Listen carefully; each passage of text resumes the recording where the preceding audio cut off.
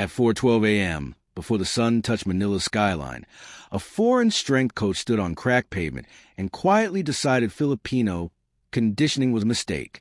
He had trained champions in glittering facilities abroad. He believed science had replaced sweat. As fighters laced worn shoes beside him, he whispered to his assistant that this camp needed saving. Within days, that certainty would begin to fracture. He had not come as a tourist.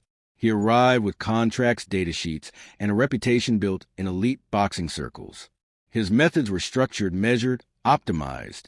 What he saw instead were fighters running through humid streets without monitors, trainers timing sprints with old wristwatches, and roadwork stretching beyond what he considered efficient. He called it outdated. The gym called it foundation.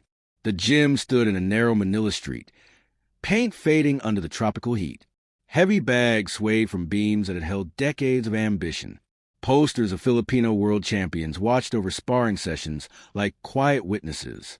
There were no luxury recovery rooms, no ice baths humming in corners. Yet the air carried something heavier than equipment. It carried expectation. The coach gathered the fighters after the first run. He spoke about periodization, neuromuscular efficiency, peak power output.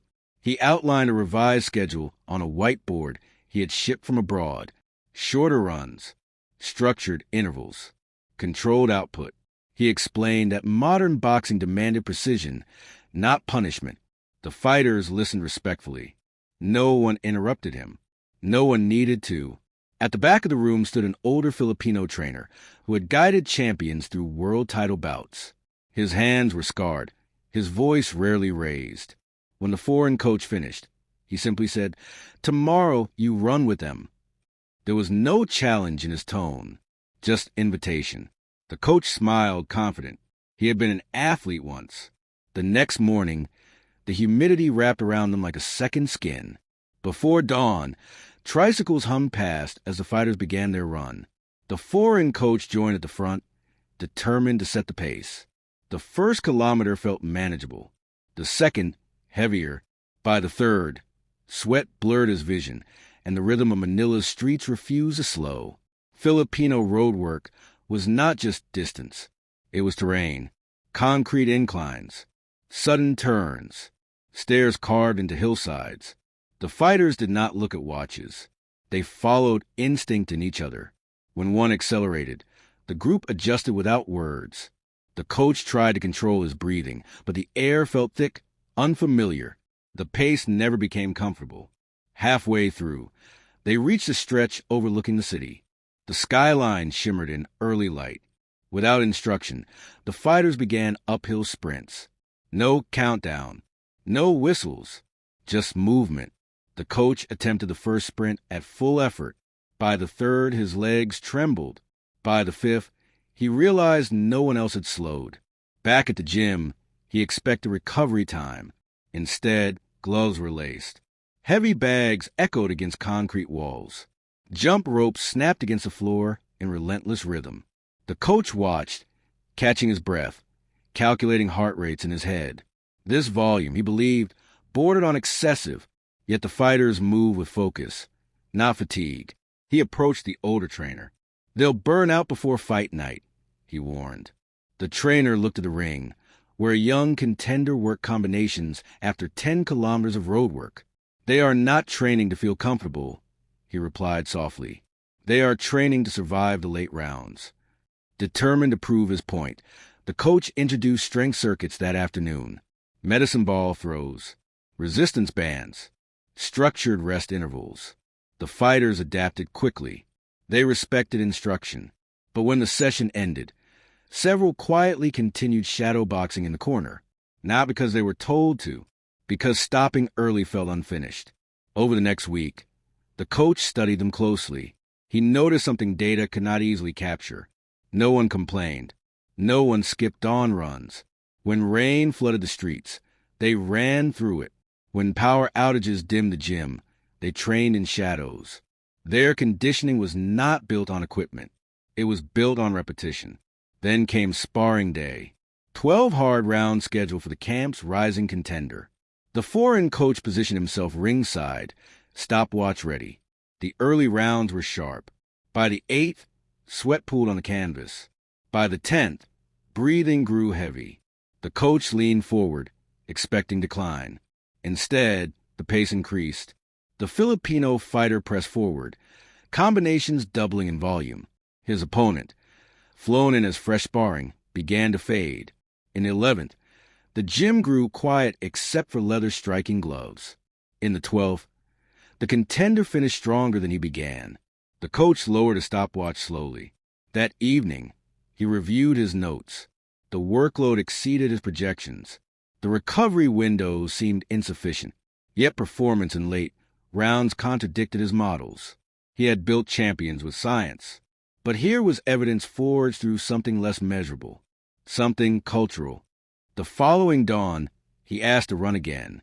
This time, he did not attempt to lead. He followed. He matched rhythm instead of controlling it. He learned the routes, the inclines, the silent agreements between fighters when one needed pushing. The streets of Manila felt different when he stopped judging them. During a steep climb, a younger boxer slowed briefly beside him. "First week is hardest," the fighter said, not mockingly, but with encouragement. The coach nodded, unable to speak. He realized the conditioning was not punishment. It was shared hardship, a bond forged before the ring lights ever turned on. Back inside the gym, he began blending methods. Structured strength sessions remained, but Roadwork stayed untouched. Hill sprints remained sacred. Extended bag rounds continued beyond comfort. The older trainer watched quietly. No approval offered, none required. As fight night approached, the foreign coach felt his perspective shifting. He stopped referring to the program as outdated. He started calling it resilient. The fighters were not ignoring science. They were living a version of it shaped by climate, economy, and history. On weigh-in day, the contender stood calm under bright lights. Across from him, the opponent looked confident, perhaps stronger on paper. Cameras flashed. Predictions circulated. The foreign coach remained silent, observing the steady breathing of the fighter he once doubted. The opening rounds of the fight were tactical. Jabs exchanged, distance measured. By the 6th, both fighters showed wear. By the 9th, the arena noise intensified. The foreign coach watched closely for signs of fatigue he once warned about. They never came. Instead, in the championship rounds, the Filipino fighter surged. Combinations landed with precision. Footwork remained sharp. The opponent's shoulders dropped first. The final bell rang with the Filipino pressing forward, not retreating. When the decision was announced, the arena erupted. Victory by unanimous decision. Sweat, exhaustion, relief. The foreign coach did not celebrate loudly. He watched the fighter embrace his trainers, the older coach placing a hand gently on his shoulder. In the locker room, the foreign coach spoke quietly. "Your conditioning," he admitted, "is not outdated." The older trainer smiled faintly. "It is ours," he said. No lecture followed. No triumph declared. Weeks later, the foreign coach returned home. In new camps, he incorporated longer roadwork sessions. Hill sprints before sunrise. Less reliance on comfort. When asked where the adjustment came from, he mentioned Manila. He described humid streets and disciplined fighters. He spoke of resilience that statistics could not fully explain. He never framed it as defeat. He framed it as learning. Back in the Manila gym, training continued unchanged. New fighters laced worn shoes before dawn. Posters on the wall, "Remain still." The older trainer timed sprints with the same watch. The foreign coach's brief certainty had entered with authority. It left with respect. Filipino conditioning had not shouted its value. It demonstrated it quietly, one uphill stride at a time. In boxing, the late rounds revealed truth. In Manila, truth is forged before sunrise. What seemed outdated was simply enduring. The foreign coach believed he came to modernize a system. Instead, he discovered one that did not need replacing. In the silence of early morning roadwork, Filipino humanity had answered him without a single argument.